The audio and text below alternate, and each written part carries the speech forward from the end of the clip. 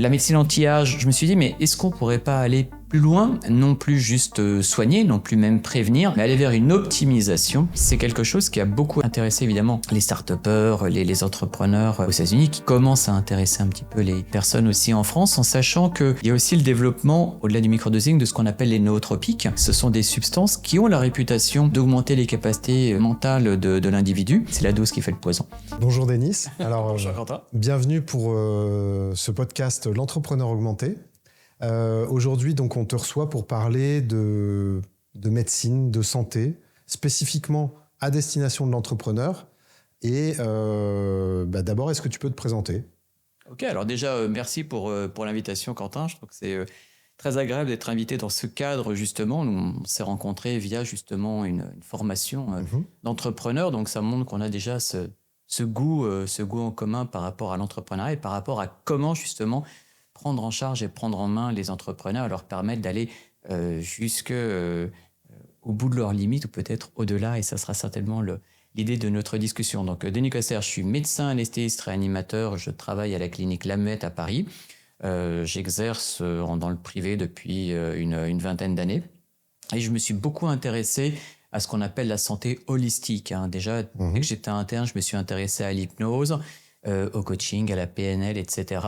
Et puis, je me suis dit, mais est-ce qu'on ne pourrait pas utiliser notre magnifique médecine, non pas pour soigner, mais plus pour prévenir, et voir aller vers ce qui s'appelait à l'époque l'anti-aging. Donc, c'est comme ça que j'ai découvert la première formation en médecine anti-âge par l'Université Paris 5. C'était en 2015 que j'ai découvert cette formation. Donc, je m'y suis inscrit. J'étais comme un fou. Je trouvais ça complètement incroyable. Il y avait toute une part médecine esthétique qui ne m'intéressait pas trop, mais il y avait toute une part anti-âge, avec des cours de micronutrition, avec des bilans, etc. Je trouvais que c'était assez fascinant.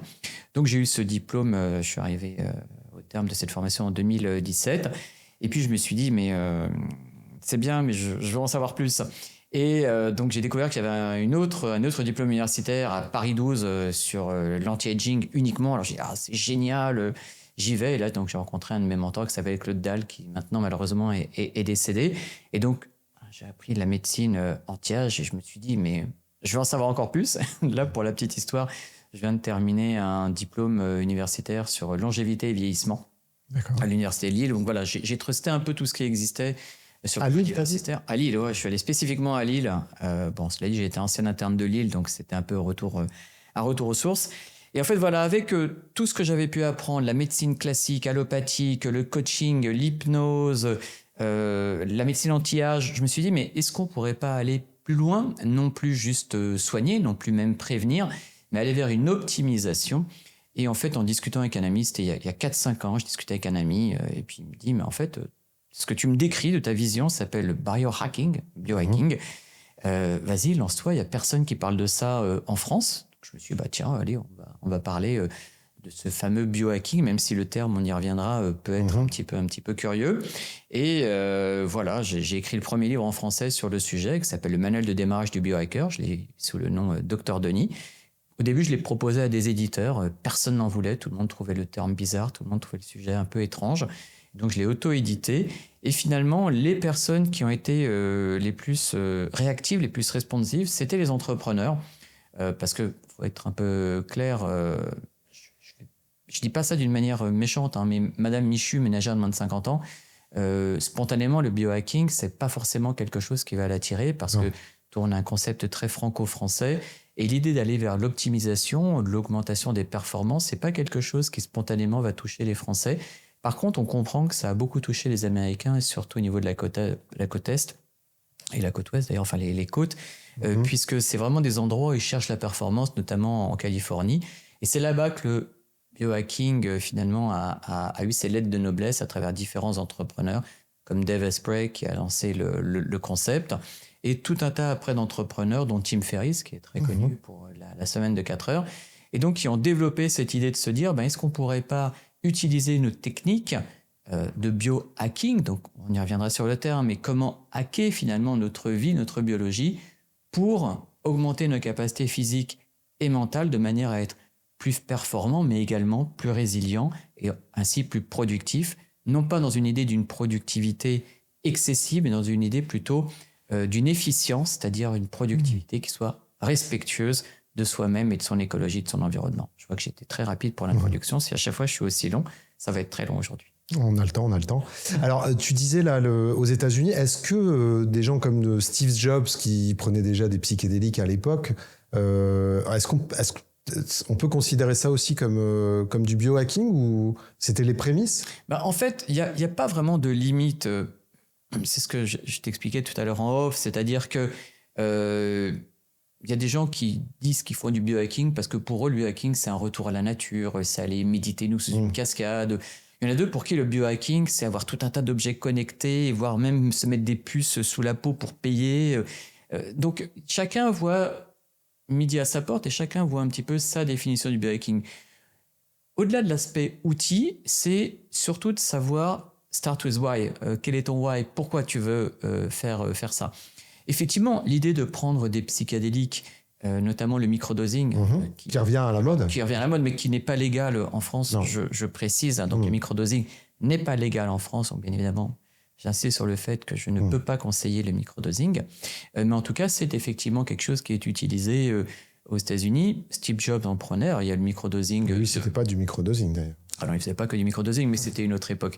Donc, il y a tous les psychédéliques, mais en particulier la psilocybine qui s'utilise en microdosing, le LSD également, avec des effets au niveau de la créativité qui sont assez majeurs. Par exemple, on sait que...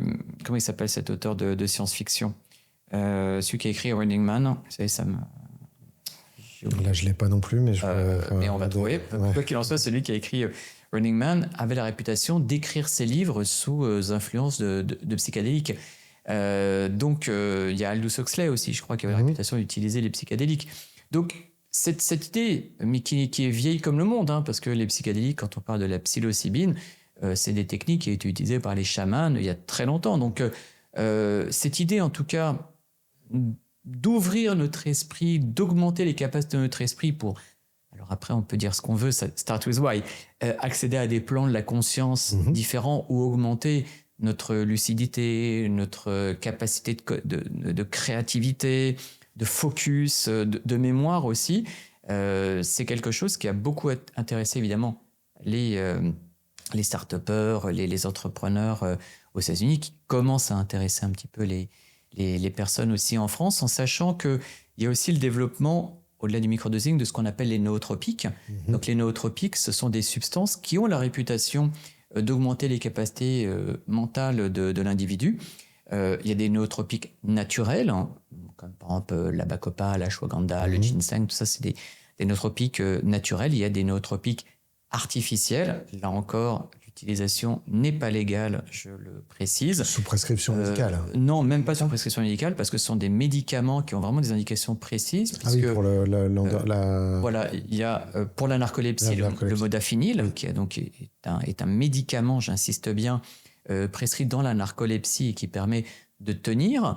Mais il y a aussi le piracétam, qui existe sous le nom Nootropil en France, qui est un médicament de prévention de la maladie d'Alzheimer. Et effectivement, le piracétam a la réputation d'être détourné pour augmenter les capacités mentales des personnes qui le prennent. Ça se prend un peu sous le manteau chez certains étudiants de prépa. Ça se prend aussi sous le manteau par des entrepreneurs. J'ai même vu des entrepreneurs qui, d'une manière très ouverte sur Instagram, conseillaient à tout le monde de prendre du modafinil. C'est complètement fou. Et ça rejoint aussi, on en parlait en off, de l'aspect éthique et de l'aspect de savoir où on pouvait s'arrêter dans l'optimisation. Mais je veux dire, ce principe de prendre des drogues, enfin, les psychédéliques ne sont pas des drogues, mais en tout cas de prendre des substances psychoactives, c'est quelque chose qui, malheureusement, aussi a été utilisé par les Allemands pendant la Seconde Guerre mondiale. L'armée allemande n'aurait jamais pu faire le Blitzkrieg sans la pravatine ou un nom comme ça. J'ai plus précisément... Mais pas que aussi, il y a aussi chez les populations arabes aussi, il y a eu ils droguaient les gens... Les hachachines. Ouais. Voilà, oui, ça c'est encore plus ancien. Non, mais même récemment, ceux qui, dans les centres d'entraînement pour les envoyer se faire... se faire exploser. Bah oui. Mais c'est quelque chose, alors en l'occurrence, dans la population arabe, qui est ancienne, puisque le mot assassin vient de hachach, hachachine. En fait, c'est des personnes qui prenaient du hashish, donc qui se mettaient là encore dans des états seconds. Donc cette idée finalement de se mettre dans un état particulier de conscience c'est ça. pour finalement augmenter les capacités à visée guerrière ou à visée de productivité, c'est quelque chose qui est très ancien. Je répète toujours, start with why. Quel est le but de tout ça? Dans ce qu'on va appeler et ce qu'on pourra définir comme étant le biohacking, il y a des personnes qui vont voir ça comme une augmentation de la performance, d'autres qui vont voir ça comme une augmentation de la longévité. Sachant qu'on peut augmenter sa performance, mais au dépend de sa longévité et vice-versa. Pour moi, un des meilleurs exemples de biohackers, ce sont les bodybuilders. Les bodybuilders sont des biohackers incroyables, mais ils vont sacrifier finalement leur longévité sur l'autel de la performance. Mais c'est OK, start with why. Si pour eux, ça correspond à leur manière d'être, pour moi, c'est OK. Moi, j'accompagne des sportifs de haut niveau, notamment Ironman, triathlètes, etc. Donc, ils veulent de la performance et c'est OK. Pour un court laps de temps, voilà, c'est OK. Mais il faut bien être vigilant de ce que l'on accepte de faire et du prix qu'on accepte de payer pour le faire. Je fais une petite transition sur Brian Johnson. Beaucoup de personnes fantasment par rapport à Brian Johnson. Il n'y a pas beaucoup de personnes qui ont envie d'avoir la vie de Brian Johnson. Non, effectivement. Alors, du coup, c'est une super entrée en matière. Moi, j'avais envie aussi de revenir sur justement ce terme biohacking. Moi, je trouve que c'est intéressant de ne pas le voir justement juste sur le fait de dépasser les limites, mais aussi prendre soin. Moi, je vois plus en tant qu'entrepreneur sur prendre soin de soi et aussi, j'allais dire, lutter contre les stressants qui sont majoritaires chez les entrepreneurs, qui sont potentiellement le stress et l'anxiété. Bien sûr. Ça rejoint toujours la même chose que je disais, start with why, c'est-à-dire, évidemment, ce sont des techniques, le biohacking. Au-delà de l'aspect du mot sur lequel on pourra revenir, qui est très disruptif, ce qui est intéressant, c'est des concepts. Des concepts qui sont faits, en fait, pourquoi? Mais pour améliorer notre biologie. On peut améliorer notre biologie pour pouvoir se dépasser. On peut améliorer notre biologie pour pouvoir rester en bonne forme sur le long terme. Et là, effectivement, c'est plus du care of ourselves que de l'optimisation à outrance. En sachant que nous sommes des Gaulois. Et finalement, parler à un Gaulois d'optimisation en lui disant qu'il va falloir qu'il arrête de prendre un croissant de temps en temps, de renoncer à son art de vivre à la française, no way. Les Français ne peuvent pas accepter ça. Si on dit à un Français, je vais t'aider à être plus productif, il va dire, bah non, moi, je fais mes 35 heures, je veux mes RTT. C'est pour ça que quand je m'adresse à un public d'entrepreneurs, je mets plus en avant le fait justement d'optimiser leur capacité afin d'être plus productif. Et ça, je sais que c'est aussi ton combat, mais sur un temps donné, c'est-à-dire le temps que tu consacres à ton travail, ton deep work, il faut que ton deep work fasse hyper deep work. Mais une fois que tu as fini ta période de deep work, tu arrêtes, tu prends soin de toi, tu médites, tu te fais masser, tu passes du temps avec ta famille et on tourne la page. Sinon, effectivement, c'est direction le burn-out. Et c'est cette partie-là que je trouve intéressante, la gestion de ce cortisol. On en parlait aussi la dernière fois, qui est à la fois une forme de stimulant Exactement. mais qui peut aussi nous amener dans des endroits plus sombres. Voilà. En fait, il faut bien comprendre d'où vient le mot stress. Alors ça, c'est une image que j'aime bien donner. Souvent en conférence, j'explique le stress comme ça. En fait, le mot stress, c'est un mot de la métallurgie. Donc, si on prend ma main, on va considérer que ma main est une plaque de métal. Et quand je fais ça, hop, je la stresse. Ça veut dire quoi, je la stresse? C'est-à-dire que je lui applique une contrainte. Quand j'impose à une planche de métal une contrainte, elle a de l'énergie, elle rebondit. Et finalement, quand on voit le stress comme ça, on se dit, OK, il y a une contrainte. On pourra revenir sur des notions comme l'hormèse et tout ça, mais on m'implique une contrainte. Ça me permet d'avoir un effet rebond. Ça me permet d'avoir de l'énergie. Le problème, c'est que qu'on soit une plaque de métal ou bien un être humain, il y a un moment où effectivement la torsion devient telle qu'on arrive à un point. Casse, ouais. Alors, ça peut casser. Ça reste déjà, bloqué. Ça reste bloqué. Et même quand on force pour remettre, ça reviendra jamais droit. C'est vraiment comme ça qu'il faut. Ah, tu vois le burn-out comme ça, c'est-à-dire une fois qu'on a fait un burn-out, parce qu'il y a aussi des entrepreneurs qui en font à répétition, mais ça laisse toujours des traces. Ça laisse toujours des traces, peut-être pas forcément visibles, Mais ça laisse des traces de toute façon. On ne peut pas traverser un burn-out en se disant ouais, ok, cool la vie, on fait comme si on était. Non, traverser un burn-out, c'est quelque chose d'intense. Parce qu'il ne faut pas confondre le burn-out du pré-burn-out. Beaucoup de personnes ont connu un pré-burn-out et heureusement ont pu s'arrêter après, mais d'une manière très claire, le burn-out. Alors, elle est où la limite, justement? Alors la limite, elle est pas forcément, elle est pas forcément évidente, mais en tout cas, un burn-out constitué, il y a différents critères. Il y a effectivement limite un espèce de syndrome dépressif, parfois avec ce qu'on appelle une anédonie, c'est-à-dire il n'y a plus rien qui me fait plaisir. Il y a aussi un sentiment, alors je vais utiliser des termes, ce qu'on appelle l'anosognosie, c'est-à-dire je ne suis même pas conscient que j'ai un problème. Il y a également le fait de ne plus trouver de sens à la vie, également le fait d'être totalement neutre face à des personnes qui seraient en souffrance. Quelqu'un qui est en burn-out, on pourrait venir pleurer en disant tiens, il y a quelqu'un de ma famille qui est mort. Ouais, il réagira pas. Et ok, va finir ton travail. Donc voilà, tout ça, c'est des critères qui montrent que on a dépassé les limites. Le burn-out, j'en discutais dernièrement avec une coach d'entrepreneur et en fait, on disait un coach d'entrepreneur peut aider quelqu'un jusqu'au pré-burn-out, mais une fois qu'il y a le burn-out, à ce moment-là, c'est un faisceau. Alors on dépasse justement cette limite. Là, on voit que c'est pour ça que ces limites sont importantes, puisque quand on la dépasse, c'est difficile. Donc de toute façon, ce qui est sûr, c'est qu'à partir du moment où on commence à être en vigilant de ces signes de pré-burn-out, faut pas hésiter à aller voir son médecin, éventuellement être orienté vers un psychologue, voire un psychiatre, parce que le burn-out, c'est pas à prendre à la légère. Il y a une époque où je faisais des formations de coach en santé. J'étais notamment chargé de la formation sur le module burn-out. Et j'expliquais qu'en fait, votre travail en tant que coach, c'est le pré-burn-out, c'est voir les signes immédiats. Mais dès que vous sentez que la personne, elle tombe vraiment dans le burn-out, alors à ce moment-là, il faut lui suggérer d'aller voir un médecin, de faire un bilan chez un psychologue, voire d'aller voir carrément un psychiatre. Il n'y a pas que les fous qui vont voir les psychiatres. Je me souviens, une fois, j'avais discuté avec un psychiatre et je lui avais dit, mais en fait, on a tous nos casseroles et on devrait tous aller voir un psychiatre. Et il m'avait répondu cette phrase que je trouvais extraordinaire. J'étais jeune étudiant, il m'avait dit, la différence entre le normal et le pathologique, c'est la souffrance.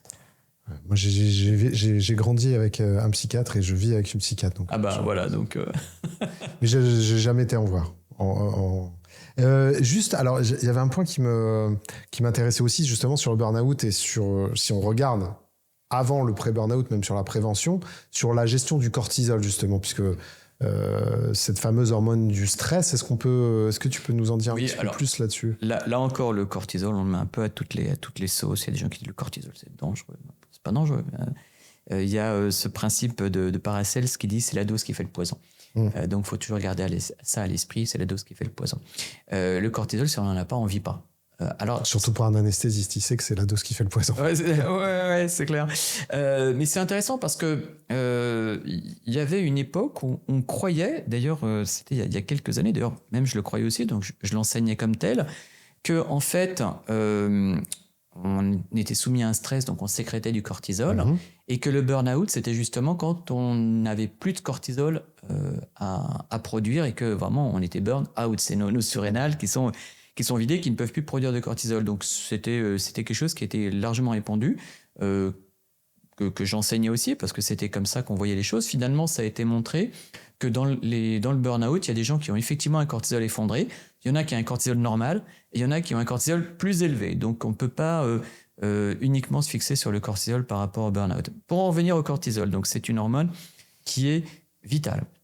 Le matin, quand on se lève, on a un pic de cortisol et c'est finalement ce pic de cortisol qui va envoyer tout un tas de nutriments dans notre corps. On va les déstocker un peu nos réserves pour envoyer plein de nutriments dans notre organisme pour nous permettre d'avancer. En fait, il faut toujours se rappeler quand on pense à l'être humain que même si nous sommes des Homo sapiens sapiens de 2025, profondément, nous ne sommes jamais que des grands singes plus ou moins évolués. Et encore, quand je dis plus ou moins. Et donc, il faut se rappeler que nos lointains ancêtres Cro-Magnons, quand ils se levaient le matin, ils n'avaient pas à bouffer. Ils ne pouvaient pas appeler des libéraux. Ils n'avaient pas la tartine de Nutella et la boulangerie au bar. Donc, il fallait on considère qu'il devait faire à peu près 20 km à pied à jeun pour pouvoir se nourrir. Et bien le cortisol, c'est ça. C'est ce qui nous permet de faire 20 km à pied. Ce qui rejoint une question qu'on pourrait évoquer, c'est quel est l'intérêt du petit-déj. On pourrait y revenir. Oui. Mais en tout cas, on considère qu'on a, grâce à notre pic de cortisol le matin, une réserve d'énergie. Une réserve d'énergie pour pouvoir agir, vivre, etc. Donc le cortisol est fondamental. Alors d'ailleurs, ça me fait penser aussi à un point, c'est mon médecin généraliste qui me disait qu'à l'époque, il n'y avait pas non plus tous ces sucres rapides. Le seul sucre rapide, c'était le miel. Qui était très très peu pris par les Cro-Magnons. Mais en fait, non, le seul sucre qu'ils avaient à disposition, c'était les fruits, en sachant qu'ils en prenaient extrêmement peu. Puisque la plupart de ce que mangeaient nos ancêtres, semble-t-il, c'était plutôt du gras et de la viande, et puis après, ils mangeaient un peu ce qu'ils trouvaient. Donc finalement, on a quand même tout un système, dont le système du cortisol, qui est un système de survie, parce qu'on parle du cortisol, mais il faut coupler ça aussi avec l'adrénaline, noradrénaline, ce qu'on appelle les catécholamines. Donc il y a le stress aigu, c'est ce qui va provoquer une réaction de combattre ou fuir. Et donc ça, c'est ce qu'on appelle le stress aigu cortisolique, avec une montée d'adrénaline, de noradrénaline, qui va nous envoyer de la force dans les muscles pour pouvoir fuir ou combattre. Globalement, c'est pour ça qu'on appelle parfois le pipi de la peur ou le caca de la peur, mais quand on est stressé, on se vide parce que le tube digestif et le système urinaire sont moins importants. Il faut envoyer surtout l'énergie et le sang dans les muscles pour fuir ou combattre. Donc ça, c'est la phase aiguë, ce fameux stress aigu. Il a des côtés positifs, avec ce qu'on appelle l'hormèse. Le problème, c'est qu'effectivement, quand le stress devient chronique, on passe dans une phase cortisolique, et donc le cortisol, qui au début est sécrété à bon escient pour nous envoyer tout plein de nutriments, commence à être délétère, tout simplement parce que nos cellules ont une moins bonne réceptivité au cortisol, ce qui fait que le taux de cortisol augmente, mais le cortisol ne fait plus vraiment son effet. Et en plus, finalement, il a tout un tas de conséquences un peu excessives. Le cortisol est là pour augmenter notamment notre taux de sucre dans le sang. Si on fait ça d'une manière aiguë, c'est super, on a du sucre, on a de l'énergie, on va pouvoir courir ou combattre. Mais quand on en a trop, forcément, ça peut aller évoluer vers un diabète. Donc, trop de cortisol, ça peut provoquer un diabète, ça peut provoquer un surpoids, ça peut provoquer un stockage des graisses. Donc là, pas des choses très, très, très, très positives. Donc, le stress, c'est vraiment quelque chose à prendre en considération. Considérer le stress uniquement comme un ennemi serait négatif aussi, parce que je rappelle, finalement, si le stress c'est quelque chose qui nous donne de l'impulse, ça c'est quelque chose de positif. Il y a Nicolas Taleb qui a écrit un livre où justement il faisait la différence entre la solidité, je sais pas si l'antifragile, ouais. Ouais, l'antifragile. Donc il y a la solidité, la résistance, l'efficience, non pas l'efficience, pardon, la résilience et l'antifragilité. Donc il dit en fait la robustesse, c'est j'appuie, ça plie pas. La résilience, c'est ça revient à sa forme exactement. Alors que l'antifragilité, ça devient plus fort. Et ça, c'est quelque chose qui est très fréquent dans l'organisme. Quand on se casse une jambe, l'endroit où il y a la fracture, une fois que ça a été réparé, le cal osseux est plus gros, plus solide que l'os lui-même est plus solide. D'ailleurs, c'est pour ça que les boxeurs thaï, ils s'entraînent à mettre des coups de tibia dans des arbres, parce qu'à force, ça fait des micro-fractures qui rendent l'os plus solide. Les karatékas font ça aussi. Donc en tout cas, ça montre bien à quel point ce stress peut être également un facteur de plus d'énergie, d'antifragilité, d'augmentation de nos performances. Donc c'est toujours la même chose, c'est la dose qui fait le poison. Voilà, il doit être géré. Et ça nous amène justement sur un point que je voulais voir, c'est la partie justement sport.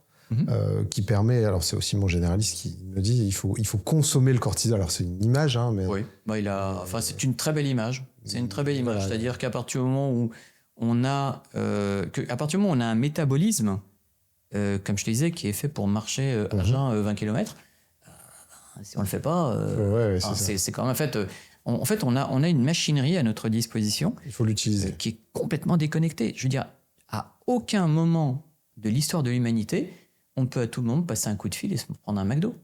Ça s'est jamais vu, ça. Oui, et puis rester sur une chaise toute la journée aussi. Ça s'est jamais vu, ça s'est jamais vu. Je veux dire, même nos grands-parents, même nos parents n'ont pas connu ça. Je sais pas, les supermarchés, c'est quand même relativement récent. Oui. Et finalement, on regarde, là on est en 2025, 100 ans en arrière, on imagine les Français de 1925, on a des années-lumière donc c'est pour ça qu'on a une vie qui est déconnectée de nos capacités biologiques.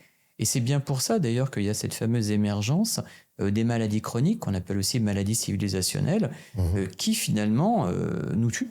Parce qu'on meurt fort heureusement plus trop d'accidents ou de guerres, encore que, ou de maladies infectieuses. Maintenant, on meurt de maladies chroniques. 50% des hommes et des femmes, mais plus des hommes, de 55 ans, donc 50% des gens de plus de 55 ans ont une ou plusieurs maladies chroniques.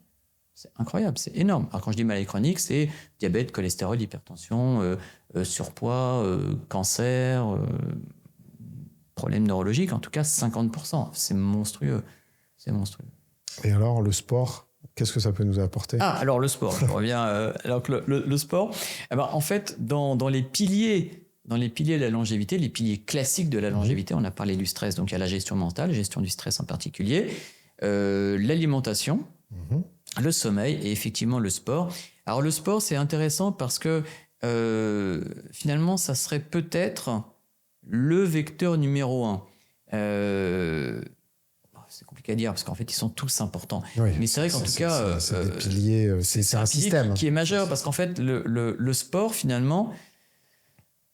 Je dis pas que ça permet de contrecarrer, mais en tout cas, à défaut de parfois bien manger, si à la rigueur, de temps en temps, on se fait un petit plaisir, et après, il faut le consommer. C'est-à-dire que prendre une pizza de temps en temps, pourquoi pas, mais après, il faut se faire une sacrée séance de sport. Et puis le sport, ça permet aussi d'avoir un regain d'énergie, même quand on a eu une nuit de sommeil qui n'était pas terrible. Pour la petite histoire, on est mercredi, et comme tous les mercredis, on est donc le lendemain du mardi. Le mardi, je suis de garde en maternité. Donc là, je sors de garde en maternité. Forcément, la nuit a été pas forcément idéale. Ce matin, ça ne m'a pas empêché d'aller à la salle de sport, de pousser du lourd. Et finalement, je me trouve en plutôt énergie plutôt correcte. J'ai aussi mangé pas mal de protéines. Mais en tout cas, voilà, c'est l'ensemble. Idéalement, tous ces piliers sont censés être dans le même sens. Mais c'est vrai que parfois, quand on en est un qui pêche, on peut faire en sorte de rattraper un petit peu grâce aux trois autres, sachant que c'est jamais parfait, mais on peut rattraper un peu grâce aux trois autres. Et alors, sur la partie sport, moi, il y a un truc qui me fascine aussi, c'est le lien avec les études récentes là, sur le BDNF, le lien avec la flexibilité cognitive. Qu'est-ce que tu peux nous dire ? Alors, c'est intéressant parce que on avait l'idée que le cerveau était un organe figé. Moi, je me souviens, au début de nos études, on disait, quand tu pars des neurones, c'est fini. Donc on avait l'idée que c'était un organe figé et que tout ce qui était perdu était perdu. Et on a découvert un système qu'on appelle la neuroplasticité. C'est-à-dire que même si on a de moins en moins de neurones chaque jour, à partir de l'âge de 20 ans, on perd des neurones. C'est OK. Sauf qu'un neurone, il a plusieurs connexions. En fait, un neurone, c'est quoi ? C'est une cellule qui a des parties, qui a des petites membranes afférentes, c'est-à-dire qui viennent à elles, qu'on appelle les dendrites. Et il y a un système efférent qu'on appelle l'axone. Donc, chaque neurone a un axone, mais a plusieurs dendrites. Les dendrites sont reliés aux axones ou aux dendrites d'autres neurones en faisant une espèce de maillage extrêmement complexe. Et chaque neurone a jusqu'à 10 000 connexions, ce qui est colossal avec d'autres neurones. En fait, on considère qu'il y a plus de connexions dans le cerveau humain que d'étoiles dans l'univers. C'est colossal. Alors effectivement, on perd des neurones, mais nos neurones ont la capacité de créer de nouvelles connexions. Il y a des très très beaux films en microscopie électronique où on voit vraiment en accéléré une connexion entre deux neurones. C'est très très beau de voir ça. Et parmi les nombreux facteurs qui favorisent toutes ces connexions, il y a, comme tu parlais, le BDNF, Brain Derived Neurotrophic Factor, donc le facteur neurotrophique dérivé du cerveau. Il faut arriver à traduire les termes anglais. Et donc, ce BDNF est essentiel pour la neuroplasticité. Il y a différentes manières d'augmenter le BDNF. Une des manières les plus plus accessible, je dirais, c'est effectivement le sport et peut-être plus précisément le HIIT. Oui. Il y a beaucoup de choses au niveau du HIIT. HIIT, donc High Intensity Intermittent Training. Intervalle training. Ouais. Intervalle training. Donc des efforts à haute intensité sur une courte période. Ça a la réputation d'augmenter le BDNF, mais il n'y a même pas besoin de chercher des choses compliquées. La marche augmente le BDNF. Donc, en fait, toutes les fois où on a une action sur notre corps, et alors...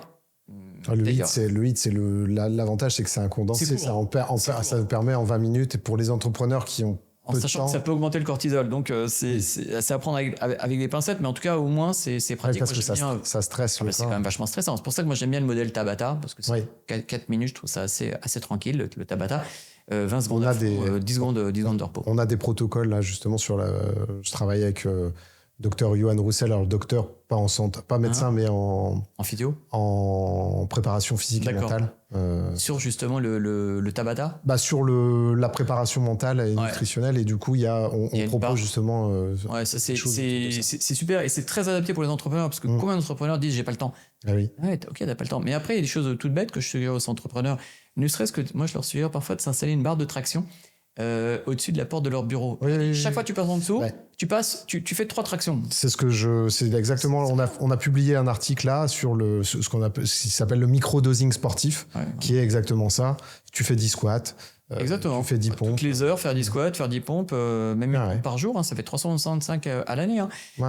Donc, et ça, c'est un truc que les entrepreneurs ils comprennent, parce qu'ils savent ce que c'est que les intérêts composés. Donc, les entrepreneurs ils comprennent, quand on leur parle d'intérêts composés, ils savent qu'un McDo de temps en temps, c'est pas gênant. Un McDo tous les jours, c'est mauvais.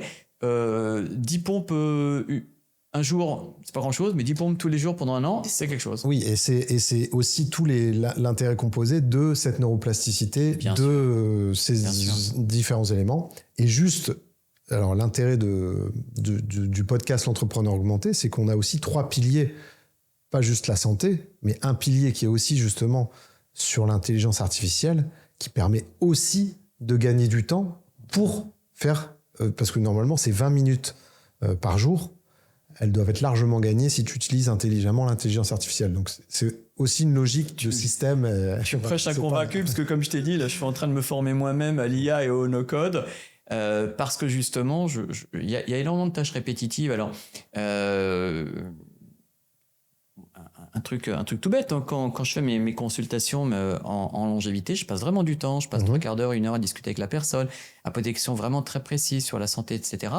Et je note mes notes un peu vite fait, un peu moches, en style télégraphique, etc. Et effectivement, si je devais après faire un joli compte-rendu par email que j'envoie aux patients en le faisant moi-même, ça prend du temps. C'est impossible. D'une manière très claire. Je renvoie à ChatGPT en disant, voilà, juste fais-moi des phrases correctes pour que ce soit joli, parce que sinon je vais envoyer un espèce de torchon plein de fautes d'orthographe et c'est pas respectueux vis-à-vis de mes patients. Donc effectivement, j'envoie un compte-rendu qui n'est pas écrit par ChatGPT, qui est remanié par ChatGPT. Et ça, c'est OK, ça me fait gagner énormément de temps. Et c'est ce que tu dis, quand on parle même biohacking, quel que soit le mot qu'on peut utiliser derrière, l'idée d'optimiser, ça peut être par des routines comme on a parlé, ça peut être aussi par des gadgets. Et l'IA, c'est un gadget. C'est un levier. C'est un levier. Qu'on a de disposition. Et c'est un super levier. Moi, je trouve que c'est complètement fascinant. Au contraire, certaines personnes ils disent, oui, mais si on utilise trop l'IA, on va perdre un peu aussi des rapports humains, etc. Alors, j'ai écrit un article dans Forbes justement sur IA et médecine de la longévité, en expliquant qu'en fait, justement, comme l'IA allait nous enlever tout un tas de choses complètement sans intérêt, qui n'ont aucune valeur ajoutée, on va avoir plus de temps pour passer du temps pour parler avec nos patients, pour les écouter. Dernièrement, j'ai fait une consultation et le retour de la patiente était super. Elle m'a dit, mais franchement, c'était incroyable, je me suis senti écouté. Oui, c'était facile pour moi, parce que finalement... Je pouvais me concentrer sur... Je pouvais me concentrer sur ce qu'elle me disait. Et ça va aussi certainement avoir un gros impact sur tout ce qui est médecine préventive. Sur tout ça va se potentialiser une fois qu'on va avoir les trackers qui seront analysés, qui seront envoyés au médecin aussi. Mais complètement. Qui sera alerté quand il verra... Alors après, au niveau médecine préventive, c'est vrai que les trackers... il y a à boire et à manger. J'explique toujours que les données brutes sont fausses. De toute façon, c'est les données relatives qui sont... Ça a été montré, même parfois, j'ai vu un... C'est pas quand même en train de s'approcher, j'ai l'impression. J'ai vu une étude quand même, il y avait quand même des défects qui allaient jusqu'à 40% d'erreurs. Mais à la rigueur, ce qui est intéressant, c'est pas tant le chiffre absolu, c'est le chiffre relatif, puisque finalement, la montre connectée, elle a un logiciel qui est toujours le même, donc les variables, on peut quand même suivre les évolutions. Mais plus en médecine préventive, il y a quand même des éléments qui permettent de détecter des troubles du rythme cardiaque chez les patients qui ont un problème cardiaque. Et ça, par contre, c'est du vrai matériel médical, mais qui est de pointe d'une manière incroyable. Il y a même, on voit, enfin, de plus en plus, là, je fais vraiment dans la pathologie, on n'est pas dans le préventif, mais des gens qui ont des troubles du rythme cardiaque qui peuvent provoquer un arrêt cardiaque, et ce qu'on appelle des défibrillateurs implantables. C'est-à-dire, il y a des personnes qui ont un risque d'avoir un trouble du rythme cardiaque qui peut provoquer un arrêt et qui ont un défibrillateur implantable qui va détecter qu'il y a un trouble et qui va envoyer un choc en automatique. Ah oui. Alors, waouh, moi j'ai déjà vu ça une fois au bloc, un patient, je l'avais endormi et puis à un moment il a fait un trouble et une espèce de choc par son petit waouh, c'était impressionnant. Et en fait l'appareil a détecté le trouble extrêmement rapidement. Donc ça, c'est vraiment des choses intéressantes. Et alors, moi, parce que je suis ça moi avec l'Apple Watch, là, il y a quand même un indicateur qui est assez intéressant, je trouve, c'est la HRV, la variabilité de la fréquence cardiaque. Oui. Moi, je le vois aussi directement quand je passe une mauvaise nuit ou quand je suis malade. Alors, je le sens aussi, mais je vois directement la HRV qui baisse. Est-ce que tu penses que ça, c'est quand même un bon indicateur global à suivre pour son état de santé? Oui, parce qu'en fait, c'est pas très compliqué sur le plan technologique de chiffrer une HRV. C'est beaucoup plus compliqué, par exemple, de chiffrer une VO2 max. Donc, d'accord. Oui. La VO2 max, je trouve pas que ce soit terrible. Oui, ça, c'est de l'algorithmie. Je trouve ça un peu compliqué, même Garmin, tout ça, je trouve pas que ce soit extraordinaire. Mais ça a peut-être moins d'intérêt en plus, la VO2 max pour... Si, c'est intéressant, mais c'est pas la peine de faire ça tous les jours. Ouais. Elle va pas varier du jour au lendemain, le VO2 max.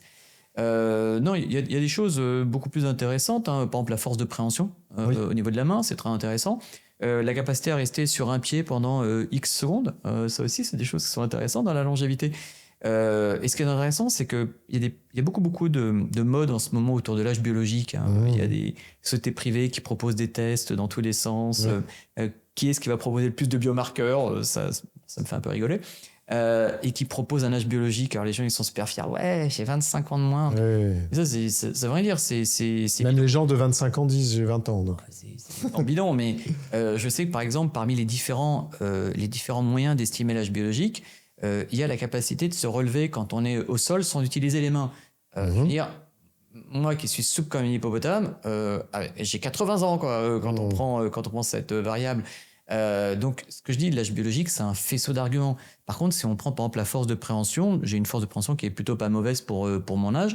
Donc voilà, si je considère la force de préhension, je vais dire, bah tiens, j'ai 40 ans. Si je considère la capacité de se lever quand on est par terre, j'ai 80 ans. Donc, et alors, cette force de préhension, c'est parce qu'on s'entraîne justement ou c'est que c'est une force de préhension naturelle? Il y a les deux, je dirais les deux, mais en général. En fait, à partir du moment où on soulève des charges, bah forcément, on a notre force de préhension. Bah, c'est facile à regarder quand on regarde cette boule-là qu'on appelle l'éminence thénare. En fait, voilà l'éminence thénare. Bah, voilà, tu vois, la mienne est assez gonflée. Ouais. Tu vois, voilà, donc j'ai une assez grosse éminence thénare. Mais bon, ça c'est facile, c'est parce que je pousse la seringue tous les jours. Mais donc voilà. Fais voir l'autre main. Voilà, non, elle est pas mal aussi. Non, mais donc, elle est moins. Mais celle-là, elle est assez balèze, mon éminence thénare. Donc voilà Ça peut être ton surnom, éminence thénare. Éminence thénare, c'est joli, hein. Et donc voilà, l'éminence thénare, la grosseur de l'éminence thénare, c'est un bon signe de longévité, d'imprégnation à la testostérone. Donc tout ça, c'est un faisceau d'arguments. Alors je te dis, moi, ça fait 10 ans à peu près que je m'intéresse à la médecine dite anti-âge. Ça fait, je sais pas, 3, 4, 5 ans, je sais même plus maintenant, que je m'intéresse au biohacking. Donc ça m'amuse parce que je vois toutes ces choses-là qui deviennent super à la mode. Et encore, je discutais tout à l'heure d'un projet de start-up. Enfin, il y a plein de gens qui s'intéressent à ça. Personne n'a encore craqué le code, hein. Personne ne sait encore qu'est-ce qui serait le super produit. Là, chaque start-up essaie de sortir son MVP. Mais personne n'a encore trouvé le truc. En tout cas, ce qui est sûr, c'est que on ne peut pas avoir uniquement par le petit bout de la lorgnette, c'est trop réducteur. C'est un système. Et puis même, imagine quelqu'un qui a un âge biologique, je dis n'importe quoi, mais de 20 ans de moins que son âge, mais qui a une dépression chronique. C'est un peu difficile vu les effets de la dépression chronique sur la biologie, mais à la rigueur, pourquoi pas. Est-ce que vraiment c'est quelqu'un qui sera en bonne santé ? Oui. Non.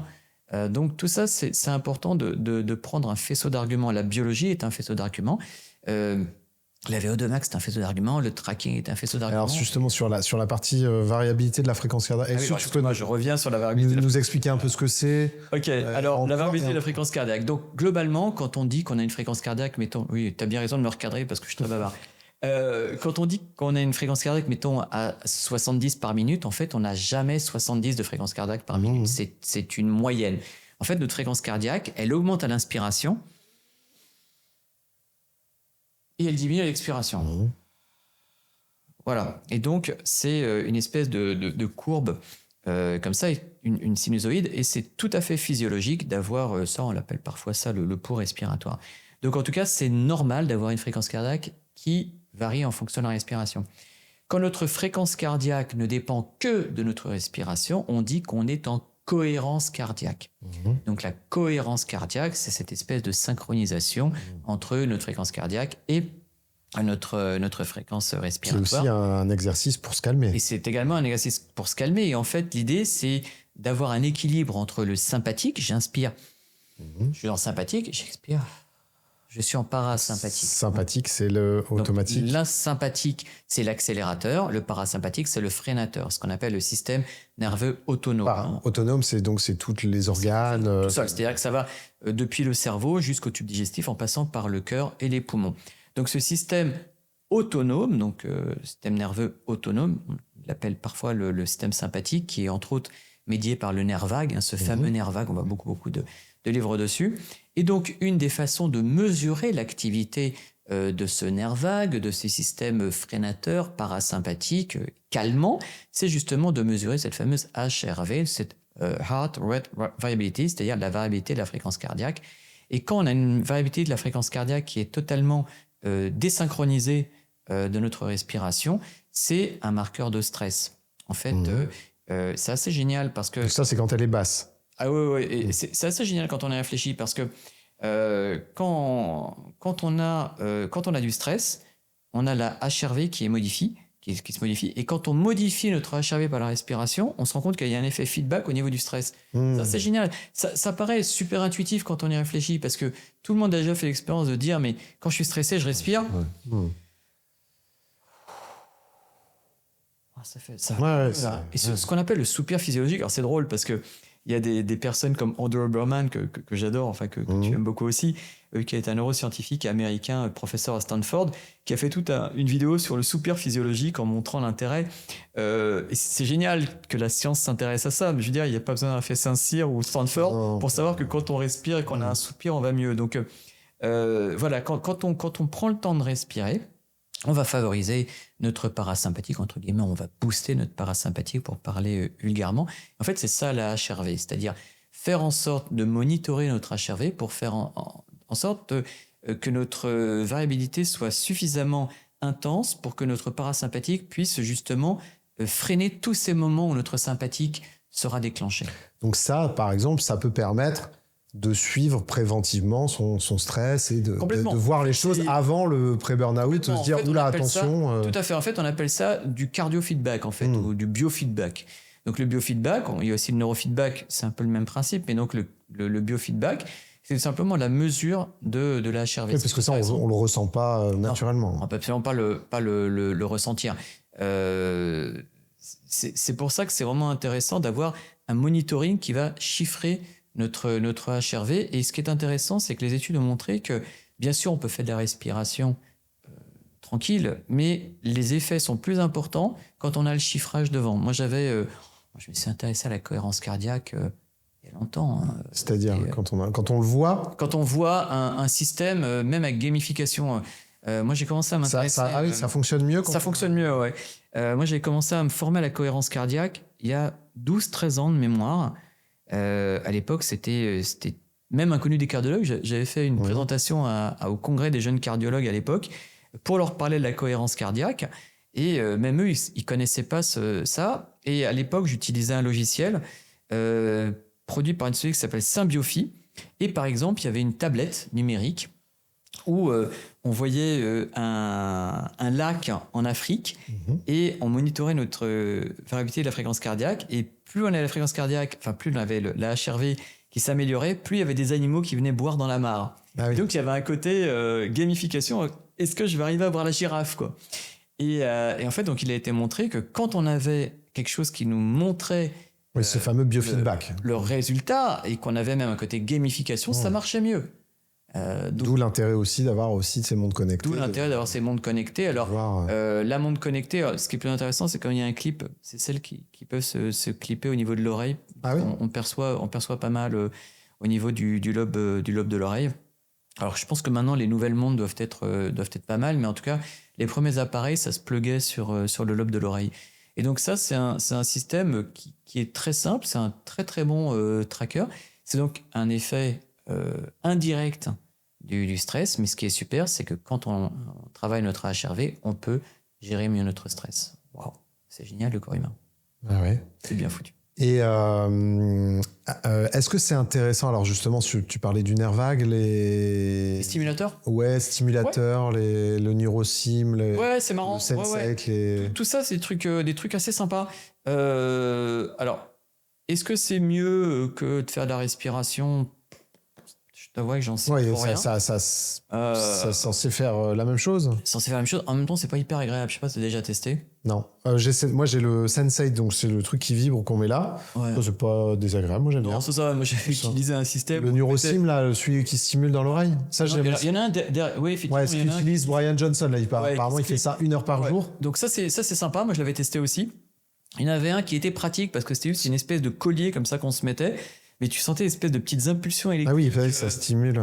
C'était pas très agréable, ça. J'étais pas super fan. Ça marchait bien. Donc ça, c'est censé détendre le nerf vague. En fait, c'est censé stimuler le nerf vague. Donc le nerf vague, c'est le parasympathique, le freinateur de. Lui, il est partout dans le corps. Alors en fait, le nerf vague, il va depuis le cerveau. Il fait ce qu'on appelle, en fait, on le dit parfois la 10e paire crânienne. Hein, le nerf vague, en fait, on a différents nerfs, ce qu'on appelle les nerfs crâniens. On apprend ça en médecine. Oh Oscar, ma petite Thérèse m'a fait un grand pensigos. Ça rappelle mes jeunes années d'études. Et donc le nerf vague, qu'on appelle aussi le pneumogastrique, c'est un nerf donc, qui part du cerveau et qui va passer à travers tout notre corps, qui va s'occuper de l'innervation en partie du cœur, des poumons, également du tube digestif. Moi, je le sens beaucoup. Quand je fais le Sensei, je sens que ça fait des petits fourmillements partout dans le ventre. Au niveau du ventre, ouais, mais c'est ça qui est génial. Et là encore, toujours dans cette idée de feedback, c'est ça qui est complètement génial. C'est-à-dire que ça explique aussi pourquoi quand c'est des choses qu'on sent en termes de sensations. On le sent. Ouais, on sent qu'il y a ça. Comment tu veux être serein le matin quand tu as des gargouilles dans le ventre? C'est impossible. Le fameux nœud serré. Le nœud serré. Moi, parfois, j'utilise cette expression un peu crue, j'en suis navré, mais que la vacuité de l'esprit commence par la vacuité anale. C'est un peu cru, mais quand on a fait tout ce qu'il fallait le matin, en général, on commence mieux sa journée que quand on se dit qu'on n'a pas complètement terminé notre affaire. Et revenir justement à des choses aussi basiques que le transit intestinal. Tu sais, l'expression « comment allez-vous » c'est d'où ça vient, c'est comment allez-vous à la selle. Oui. Dans les temps anciens, on s'intéresse à justement comment était la matière. Donc c'est vraiment important de se rappeler que... Vos souhaits, comment allez-vous, toutes ces choses-là, ça a du sens en fait. Et le fameux comment allez-vous à la selle, c'est important de se rendre compte à quel point notre tube digestif, quand on dit que c'est le deuxième cerveau, enfin... je ne sais pas, est-ce que c'est le premier cerveau, le deuxième cerveau? On a 3 cerveaux, de toute façon. Le cerveau ici, le cerveau du cœur, le cerveau du ventre, hein, schématiquement. Les 3 sont super importants, ils sont tous interconnectés. Quand on a le cœur qui bat la chamade, en général, on est stressé et on digère moins bien. Quand on a le ventre bien reposé parce qu'on a pris un bon repas, un repas équilibré qui nous met en énergie, en général, notre cœur est apaisé, notre cerveau est également très cool. Donc tout ça, c'est interconnecté et ce qui est intéressant, c'est que l'un va agir sur l'autre. quand on parle de biohacking, si on prend le terme hacking, on va s'intéresser au mot hacking. Je pense que c'est là qu'est la beauté de ce mot hacking, la prise de contrôle. Moi, j'aime bien expliquer que finalement, le biohacking, c'est la prise de contrôle de notre corps par notre esprit, mais également la prise de contrôle de notre esprit par notre corps. Parce qu'on sait très bien que quand notre tube digestif est serein, notre cerveau va être serein, vice-versa, tout ça, c'est des choses importantes. On sait très bien aussi que quand on se tient droit, on a tendance à diminuer notre cortisol, à augmenter notre testostérone. Tout ça, c'est des choses qui ont été documentées. Donc, on arrive à modifier finalement notre état mental par l'attitude physique. C'est très difficile.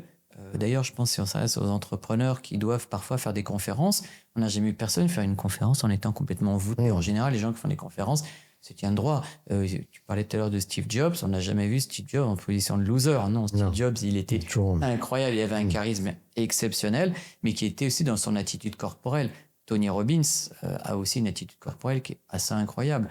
Ce fameux peak state dont il parle, quand il dit que ça monte en énergie, c'est tout simplement parce qu'avec sa pratique, on augmente la testostérone, on diminue le cortisol. Donc là encore, on va hacker notre mental par du physiologique. Wow.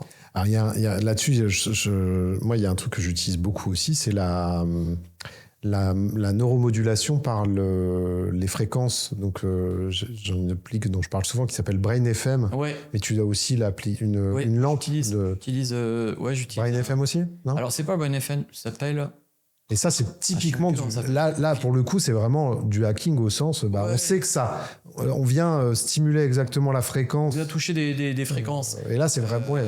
mais moi, ça marche super. Ah oui, non, ça marche vachement bien. Alors, au bout de 15 minutes... Sans aller vers chercher les fréquences, la 460 ou autre. Enfin, après... Il y a pas mal de... Parce que là, on modifie vraiment onde gamma, onde complètement. Là, c'est vraiment on se met dans différents états de conscience. À l'époque où j'avais mon cabinet d'hypnose et de coaching, j'utilisais des... Alors, j'avais un système, c'était assez sympa, où les gens, ils avaient un casque, et puis ils attendaient le casque, enfin la musique, et ma voix par-dessus. Parfois, j'ai des effets sonores, côté droit, côté gauche. Enfin, je m'amusais un peu. J'utilisais des disques, enfin des CD qui venaient de l'Institut Monroe. Et effectivement, ça aidait drôlement les gens. C'était basé sur des fréquences spécifiques? Ouais. Donc ça, c'était assez sympa. Moi, j'utilise aussi j'ai plus le nom en tête, quelque chose qui donne des trucs de lumière aussi. Enfin, c'est un peu psychédélique. Ouais, il y a une application là qui s'appelle, moi que j'utilise aussi, qui s'appelle Luminate. Qui fait ça avec le flash de l'appareil photo. Ah ouais? Ouais. Oh là, je connais pas. Et tu peux tester gratuitement, et en fait, donc ils mettent la musique et les flashs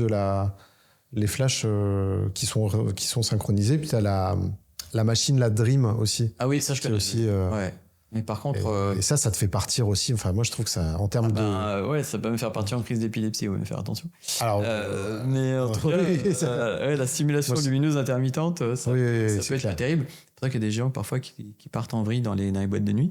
Mais en tout cas, tout ça, c'est intéressant. Ça une forme chamanique d'ailleurs. Voilà, on revient à ce que je disais initialement. Le chamanisme, c'est également ça. Il y en a, comment elle s'appelle? Il y a une femme qui est connue qui écrit là-dessus, là, qui s'est mis sous des IRM avec du tambour chamanique qui devenait...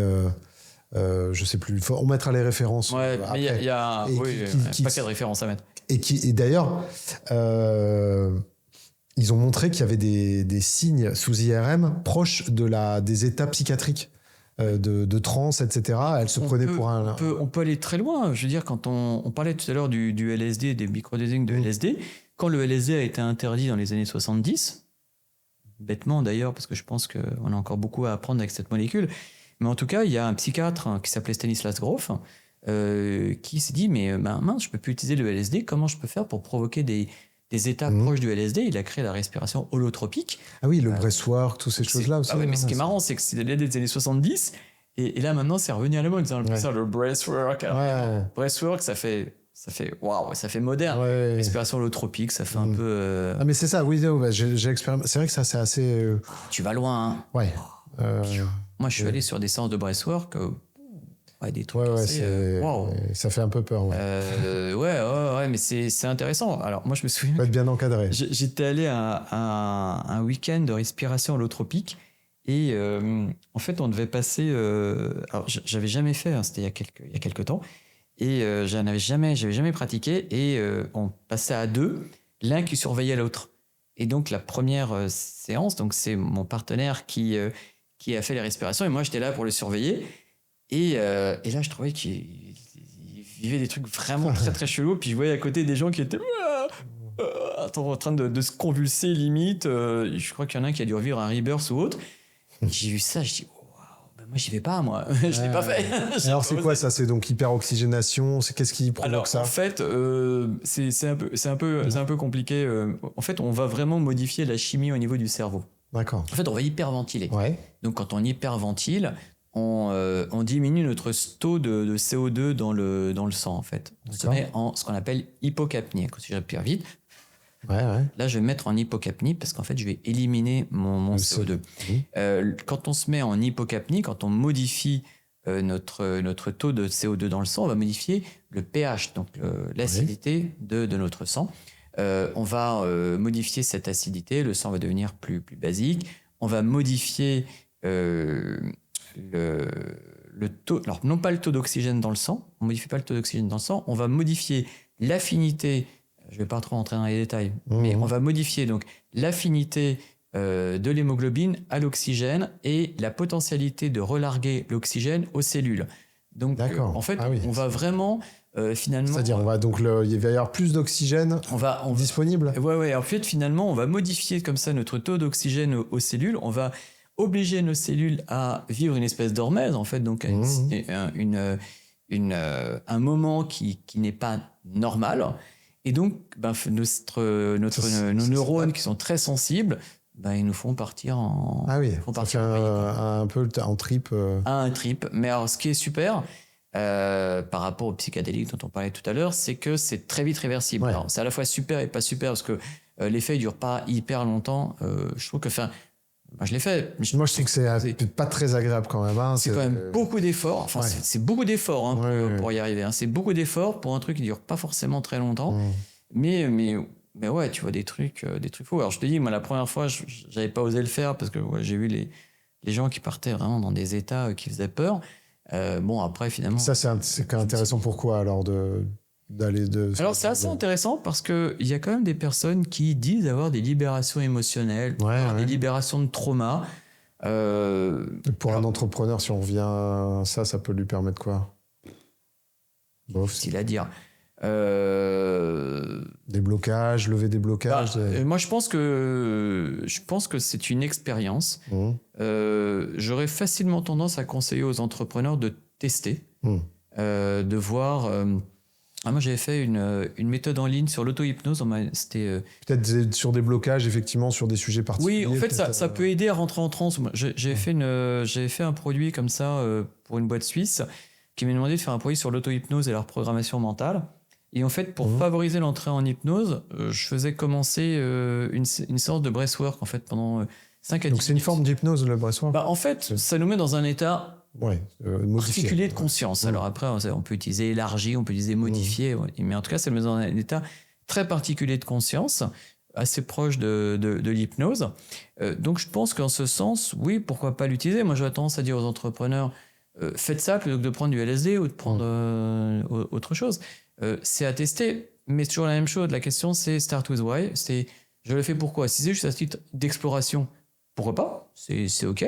Maintenant, ça peut être aussi, finalement, pourquoi pas jouer le jeu et se dire, tiens, j'ai un stress en ce moment, ou j'ai un problème avec un client, ou bien je cherche une inspiration. Je me mets dans un état là en cherchant l'inspiration. Pourquoi pas? Je veux dire, si ça peut faire, entre guillemets, un éclair de génie. Je sais pas. Chercher de la créativité. Ça peut être, pourquoi pas, sur la créativité. Bon, tout ça, c'est passionnant. Je regarde un petit peu mes notes et le time flies, comme on dit. Je voulais voir un petit peu les sujets que j'aurais aimé voir, c'était l'aspect sommeil un petit peu et un peu nutrition. Peut-être d'abord l'aspect sommeil parce que c'est quand même aussi une fonction de régulation. Tout à fait. Alors, hyper le sommeil, importante. C'est hyper important, surtout que c'est extrêmement négligé souvent par. Il y a souvent cette fameuse phrase qu'on voit tout le temps, je dormirai quand je serai mort. Enfin, c'est très souvent. Vous avez vu comme du temps perdu. Voilà, non, c'est jamais du temps perdu. Dormir n'a jamais du temps perdu. Et du coup, oui, il y a aussi puis le stress. On s'endort stressé, on dort mal, on récupère pas.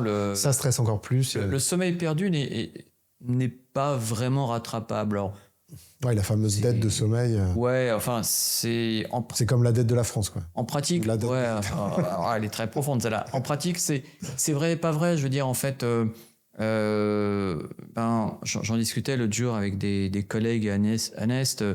Je veux dire, ma plus grosse semaine, quand j'étais jeune à Nest, c'était 120. J'avais travaillé 120 heures sur une semaine. Sans dormir? Non. Enfin, heureusement, en dormant. En dormant quand je pouvais. Ouais. Quand j'étais jeune étudiant au SAMU, j'avais 22 ans, donc ça commence il y a 30 ans. On m'avait appris les 3 règles fondamentales de l'urgentiste. 1, tu dors quand tu peux, tu manges quand tu peux, tu pisses quand tu peux. Et donc, voilà, quand on est de garde, on dit comme ça. Donc, je te dis, ma plus grosse semaine, je me souviens, j'avais fait 120 heures, dont un week-end complet de 48 heures d'affilée. Ben, évidemment, on peut pas être au top après ça. Les études ont quand même montré que la dette de sommeil, c'est assez similaire à l'alcoolisme. Hein. Donc, mais en même temps, il y a quand même des professions comme la mienne où on peut pas dire aux gens d'arrêter d'être malade de minuit à 7 heures du matin. Donc, c'est OK. Pour moi, ça fait partie du métier. J'ai pas l'impression de me sacrifier. Alors peut-être que je me sacrifie un peu. Alors comment tu fais toi tu fais des micro-siestes comme les navigateurs? Moi, je fais des siestes le lendemain. Comme je te dis, à l'époque où je travaillais au SAMU, par exemple, la garde commençait à 8h. À 8h01, j'allais me coucher en me disant, voilà, au moins, si j'arrive à dormir 1 heure avant d'être appelé, et je dormais par anticipation, en fait. Alors, sans dire que c'est bien ou pas bien, je suis pas en train de dire, je dis juste que voilà, moi c'était mon système de régulation. Moi j'avais été marqué par un de mes professeurs de neurologie qui m'avait dit on est comptable de son sommeil. On est comptable de son sommeil, c'est-à-dire que si on est fait pour dormir 7 heures par jour, il y a un moment il faut qu'on rattrape. Alors on dit souvent que le sommeil perdu n'est pas rattrapable, mais je trouve que cette phrase est extrêmement culpabilisante. Enfin, je déteste les phrases comme ça culpabilisantes. Est-ce qu'on compte dans une journée le sommeil la nuit plus? Moi, je sais que souvent, je fais une sieste le midi. Ça compte dans le temps de sommeil? L'idée, c'est de considérer que l'idée, c'est de dormir à peu près 7h30. C'est la moyenne, 7h30 par tranche de 20. Moi, je fais 7h30, mais je fais 7 heures de sommeil plus 20 ou 30 minutes de sieste. Mais c'est OK. Après, ce que je te dis, le meilleur système de sommeil, c'est celui qui nous permet d'être bien. Pour ça, je reviens sur les montres connectées. Moi, je préfère lever le matin en disant, tiens, je me sens en énergie, que d'avoir la montre qui me dit, j'ai bien dormi. Alors justement, parce que la montre, elle te dit ton sommeil profond, elle te calcule tes cycles, ton sommeil paradoxal. Est-ce qu'il y a des bonnes quantités à respecter là-dessus? Est-ce que c'est... Oui, alors le sommeil profond, considère, c'est 1h30, 2 heures. Enfin, de toute façon, l'idée, c'est d'avoir le sommeil profond. C'est vraiment... Ce qui est intéressant, c'est de voir, voilà, on a la montre, si on a 30 minutes ou 45 minutes, on se dit, ah tiens, il y a c'est pas terrible. Mais je te dis, le meilleur marqueur, c'est comment on se sent. Tu vois, comme je te dis, j'étais gars l'année dernière, on m'a appelé pour une urgence à 5h30. Mais c'est marrant, je me sentais quand même super en forme. Alors que parfois on m'appelle et je me lève, je suis défoncé, je sais même pas comment j'ai les yeux qui fonctionnent. Donc voilà, il y a des moments. Ça dépend aussi si on t'a réveillé dans un cycle. Ouais, c'était au bon endroit. C'était parfait. Non, c'est juste, oui, ça c'est important notamment pour le réveil, de bien se réveiller en fin de cycle. Ah mais clairement, de toute façon, on a globalement des cycles d'1h30. C'est intéressant de regarder un moment dans la journée, même quels sont les moments où on pique un peu du nez, on sent un petit moment de fatigue. En fait, c'est juste le moment où notre cerveau il se met entre guillemets en mode pause et il se dit juste quelques minutes de pause. Et en fait, quand on repère finalement au cours de notre journée tous ces moments où on a envie d'être un peu en pause, on se dit tiens, par exemple, qu'est-ce qu'il faut faire justement là-dessus? L'idée, c'est de se dire tiens, par exemple, je sais que le moment où mon cerveau sera en pause, c'est à 22h. Donc il faut que je me couche à 22h moins 10. Mais dans la journée, quand tu as ce petit moment... là, tu peux faire une sieste. Ouais. Tu peux faire une sieste, mais par contre, une micro-sieste. C'est-à-dire qu'il faut que ce soit peu de temps, 10 minutes. Parce qu'après, si tu commences à lancer un cycle, là, tu vas être complètement déconnecté. Ton cerveau, il va plus rien comprendre. Donc, micro-sieste, mais c'est pas... même, je me pose une minute, les yeux fermés, ça joue quelque chose? En fait, tout ce qui te permet juste d'avoir ce premier sommeil superficiel... Boum, cette première impulsion déjà, c'est bien, ce fameux... Donc juste quelques minutes comme ça, les yeux fermés, déjà, il y a la fameuse technique de Dali. Qui s'appelle de Dali, avec le stylo. Puis il fait tomber le stylo, on peut faire ça avec des clés. Oui, ça c'est vrai que c'est... Oui. Ah ouais, ça marche bien. Moi, c'est quelque chose que j'ai pratiqué, mais c'est toujours la même chose. Tout ça, c'est des pis-aller. Mais maintenant, j'insiste aussi, comme je te disais tout à l'heure, je suis complètement contre les grands principes culpabilisateurs, que ce soit pour le sommeil, le stress... l'alimentation. Je veux dire, faut trouver son rythme. Je fais une petite parenthèse, mais il y a quand même quelque chose qui m'agace profondément. C'est ces jeunes coachs en santé qui se prétendent experts, parce que là maintenant dans les réseaux sociaux ils sont tous experts en santé. Et d'ailleurs attention, parce que toi t'es médecin et donc effectivement attention à l'exercice illégal de la médecine. Il y en a, ils frisent un peu l'exercice illégal de la médecine. J'ai déjà eu l'occasion de discuter avec certains. Mais c'est vrai que quand on voit des jeunes, enfin je vais faire un peu mon daron chiant parce que ces gars-là ils ont l'âge de mes enfants, mais quand je vois comme ça des jeunes de 25 ans qui disent voilà, il faut faire comme ci, comme ça. Bah ouais, mais attends, Coco, t'as 25 ans, t'es célibataire sans enfant, t'as d'autres affaires de ta vie que de t'occuper de toi. Encore heureux que t'es en bonne santé, tu vois. Mais voilà, je veux dire, toi, t'es un daron, je suis un daron, on a passé la quarantaine, bah voilà, même si on fait super gaffe, on a tous les deux un petit peu de on a cadré et voilà, et pourtant on est quand même des sportifs, on fait gaffe, on biohack, quoi, mais bon, on a quand même un tout petit peu de bedon. Et moi, je dis toujours, moi, je m'adresse à des gens, entre guillemets, normaux. C'est-à-dire que moi, je vais rien apprendre à un jeune de 20 ans sur sa santé. C'est cool, il se gère tout seul. C'est des gars voilà, comme toi, ou des gars pour qui c'est vraiment challengeant d'arriver à équilibrer leur vie personnelle. Oui, ça devient challengeant, effectivement, quand tu vis un peu, quand tu as une charge familiale. Évidemment, je trouve, c'est sûr que tu es en pleine fleur de l'âge à 25 ans, c'est moins. Voilà, la question se pose moins. Quand je vois des personnes qui veulent que je leur fasse de l'accompagnement à 20 ans, qu'est-ce que tu veux que je dise? Oui, il n'y a pas de... Je dis, heureusement que tu es en forme, quoi. Heureusement que ta testostérone, elle est là-haut, ça serait triste aussi. Oui, là... Donc là encore, il faut vraiment... Il n'y a rien à hacker là. Non, il n'y a pas grand-chose à hacker. Mais non, c'est vraiment important et je pense que c'est aussi un message qu'il faut qu'on passe parce que faut arrêter la culpabilisation, quoi. C'est comme je dis, les intérêts composés, c'est ok de se manger une pizza, c'est ok de se manger un McDo, c'est ok d'être stressé, et c'est ok de mal dormir la nuit. C'est ok, faut juste accepter ça et puis après faire en sorte de rattraper. Oui, on ne peut pas toujours être bien au top. On ne peut pas être parfait, on n'a pas vocation à une Ben Johnson et je pense que même si on parle de longévité, etc., en France, on est quand même les champions du monde. On a Jeanne Calment, 122 ans. Mais bon, 20 ans de passer dans un EHPAD, ça n'a pas envie. Je pense qu'on préférait tous mourir à 80, 90 dans l'affaire de l'âge. Et puis en étant bien plutôt que d'aller dans des extrêmes. Donc vraiment, moi j'insiste sur cette idée de ne pas être dans la culpabilité, de faire le maximum de ce qu'on peut. Et ça rejoint ce que tu disais par rapport à ce côté biohacking qui voudrait qu'on aille au-delà. Non, ce qui est au-delà, c'est le transhumanisme. Le transhumanisme, c'est-à-dire aller dans le délire de la modification de qui nous sommes profondément. Pour moi, le biohacking, c'est le maximum de notre potentialité épigénétique. C'est-à-dire que je pense c'est son plein potentiel, effectivement. Ni toi ni moi, je pense que jamais on sera capable de battre Usain Bolt aux 100 mètres. Donc ça, c'est pas mal, effectivement, de pouvoir se dire, exprimer son plein potentiel épigénétique, c'est-à-dire, voilà, moi, on va au maximum. C'est-à-dire que jamais je t'arriverai à dépasser Usain Bolt, mais on peut travailler pour faire en sorte que tu ailles au plus vite, que ton corps soit capable de te pousser aux 100 mètres. De ta biologie à toi. Voilà. Par contre, on a tous une limite biologique. Quand je disais, moi, je suis tellement peu souple que si je vais par terre, je suis pas capable de me lever sans les bras. Je vais pouvoir m'entraîner peut-être à le faire. Mais j'arriverai jamais à faire, genre, je donne un coup et je suis debout, quoi. Donc, on a des capacités. L'idée, c'est quelles sont nos capacités génétique et pousser au maximum ce qu'on est capable de faire. Pour moi, c'est ça le biohacking. C'est hacker pour le maximum de notre potentialité individuelle et sans regarder ce que fait autrui, notamment Ben Johnson.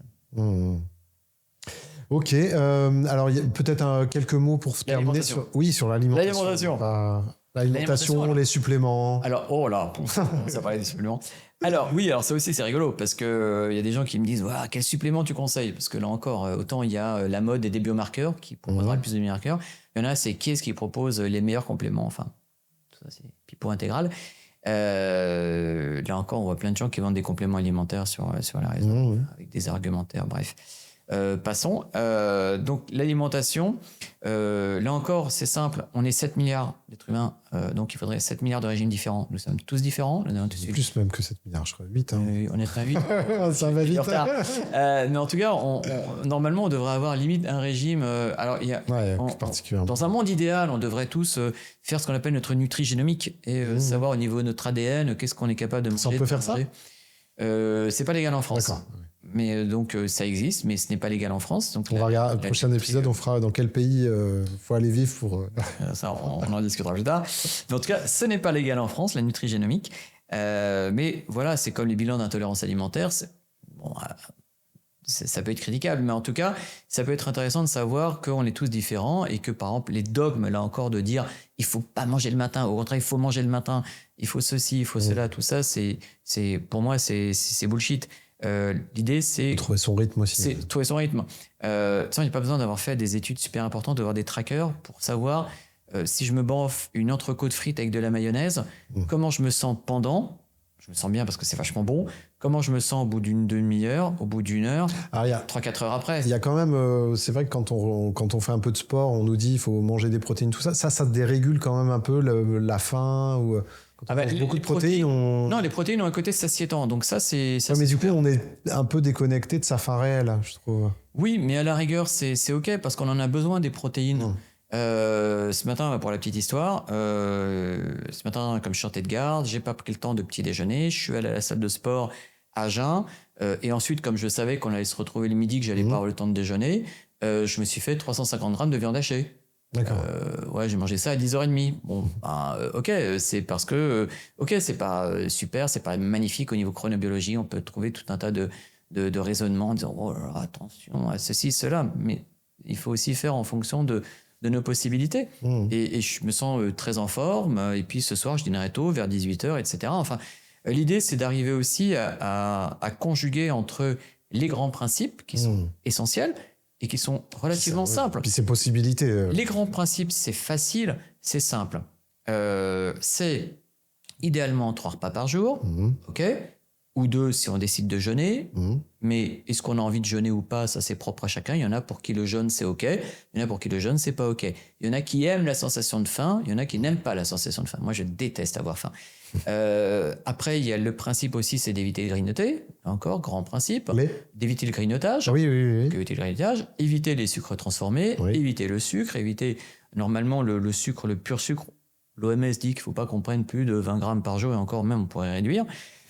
Donc supprimer les sucres ou diminuer les sucres et manger des protéines au moins 1,5 grammes par kilo de poids. D'accord. Ça, c'est les grands principes. Une fois qu'on a... Le moins d'aliments transformés possible. Et le moins d'aliments transformés possible, pourquoi ? Parce que dans les aliments transformés, il y a des graisses cachées, il y a des graisses transformées, ce qu'on appelle notamment les graisses saturées, les graisses hydrogénées.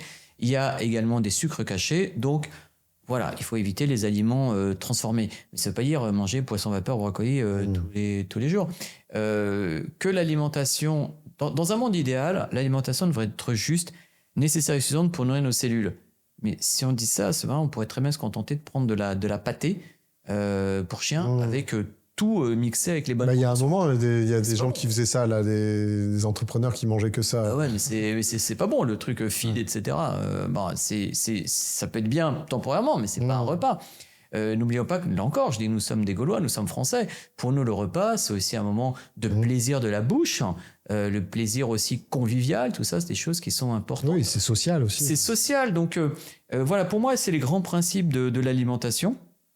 Donc, ou bien on va super dans la précision nutri-génomique, etc., ou alors on va vers un peu moins de précision, les intolérances alimentaires, ou alors on va dans freestyle et on voit comment je me sens, etc. À partir du moment où on suit les grands principes, on est globalement dans le vrai. Concernant le petit déjeuner, là, c'est le seul truc pour lequel je suis assez strict. C'est le petit déjeuner le matin, c'est ou bien pas du tout, si on peut le supporter, pour ceux qui veulent faire du jeûne intermittent, ou alors il faut qu'il soit gras et protéiné. D'accord. Voilà. À partir du moment où on est là-dedans, on est bon.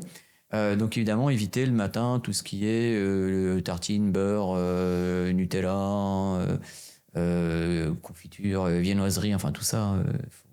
Pourquoi ? Parce que justement, on a déjà notre pic de cortisol. Parce qu'on a déjà un pic de cortisol, on a déjà du sucre qui est au plafond, et là-dessus, on va rajouter du sucre. Donc notre insuline va monter en flèche. Et à 11h, on a la dalle parce que notre pic d'insuline a fait rentrer tout ce sucre dans nos cellules. On n'a plus de sucre quelque part qui circule et donc on va se sentir un peu en hypoglycémie réactionnelle. Alors, et là-dessus, juste le café, avant, après, il y en a qui disent en se levant. Alors non, en tout cas, on considère que le café va faire un pic de dopamine et qu'il vaut mieux éviter le café avant 10 heures. Voilà. D'accord. Parce que sinon, on risque d'avoir un crash derrière. Et éviter le café après 14 heures. Voilà, entre 10 heures et 14 heures. Mais là encore, c'est des vérités qui peuvent être... ça dépendait. Qui peuvent aussi moi, je prends mon café à 6 heures du mat. Et se moduler. À jeun. Et... Ben voilà, on va dire, non, il faut pas. Là, depuis quelque temps, ma femme, elle a... je sais pas, c'est son petit truc du moment. Elle prend du café le soir on dit que c'est une hérésie et qu'il faut pas. Elle le supporte ça très bien. Là encore... Je reviens à ce que je disais tout à l'heure par rapport à la nutrigénomique. Il y a les grands principes, mais finalement, on a aussi tous une manière de gérer la caféine qui est différente. Tout ça, c'est réglé par des gènes, etc. Donc, si on voulait vraiment aller dans l'excès, il faudra aller voir des manières précises. Mais pour moi, le meilleur tracking, c'est comment on se sent au niveau de son énergie. Le sommeil, la gestion mentale, l'alimentation et l'activité physique, le but, c'est de faire en sorte qu'on se sente en énergie physique et mentale. À partir du moment où on se sent en énergie physique et mentale, on est bon. On peut toujours optimiser, c'est le but du biohacking. Le biohacking, il y a trois périodes, 3 étapes. Première étape, on va chercher les déséquilibres à travers le mode de vie ou éventuellement des bilans pour certains un peu foufou, mais à la rigueur, c'est sympa. Donc, on cherche les déséquilibres, on les équilibre. Et ensuite, on optimise ce qui peut être optimisé. Ça peut être par les compléments alimentaires, par exemple, si on a une alimentation qui nécessite une supplémentation. Mais là encore, la supplémentation, il ne faut pas prendre n'importe quoi, n'importe quand, etc.